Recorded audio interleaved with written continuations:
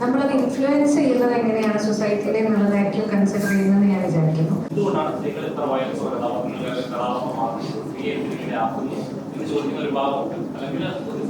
അതെനിക്ക് തോന്നുന്നു അത് നമ്മൾ കേൾക്കുന്നതിന്റെ പ്രശ്നമാണ്. അങ്ങനെ വയലൻസുള്ള സ്ത്രീകൾ കാണിക്കരുത് എന്നുള്ളത് അവർ പറയുന്നുണ്ടാവില്ല. നമ്മളത് ഇൻഫ്ലുവൻസ് ചെയ്യുന്നത് എങ്ങനെയാണ് സൊസൈറ്റിയിൽ എന്നുള്ളതായിരിക്കും കൺസിഡർ ചെയ്യുന്നത് ഞാൻ വിചാരിക്കുന്നു.